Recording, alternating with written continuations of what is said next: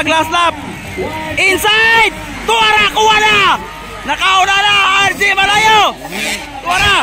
Nagpangidaron pa lamang og 4 anyos, nakitaan na og talento og potensyal si RJ Malayo, ang kasamtangang 8 anyos nga motocross rider nga taga Barangay Silway 8, Pulumulok, South Cotabato. Bisikleta pa lang matud pa ang gamit niini kaniadto hangtod nga nagsugod na og gamit og motorsiklo og niapil sa mga managlahing motocross competition si RJ sa 50cc category asa kanunay nga makasulod sa championship ug magtap og makaangkon og kampyonato ang batanong rider. Proud usab ang pamilya ni RJ sa iyang mga achievement, ilabi na ang iyang lolo Jim nga maoy usa sa mga nitutok sa talento sa iyang apo sa paggamit og motorsiklo. Idasi ginako pud siya nga kung mag-atleta ka kinahanglan determinado ikaw, naka-determinasyon kay sama sa akong mga experience po.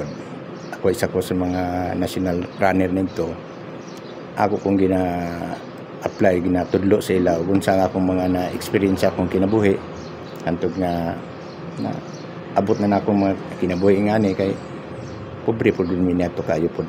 Bation man og nerbiyos apan inubanan sa paggiya og pagampo, suporta ang gihatag sa ginikanan ni RJ sa iyang passion sa sayo nga pangidaron. Ano ma'am, happy ko as mama, as parents.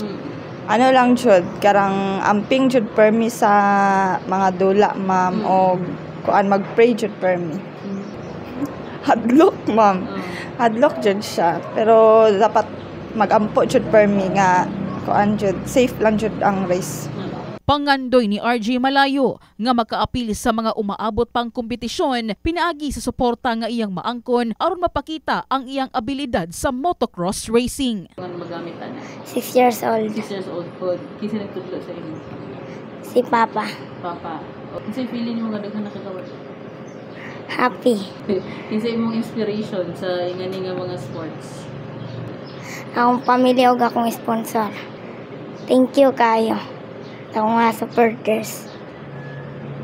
Sa tanang gustong muhatag og suporta kay RJ, pwede matud pa silang padalhan og mensahe pinaagi sa iyang official Facebook page nga RJ Malayo Bumba asa sa kasamtangan nakaangko na og 25,000 followers. In the heart of changing lives, kini si MJ Fernandez alang sa 89.5 Brigada News FM Jansan, the Music and News Authority.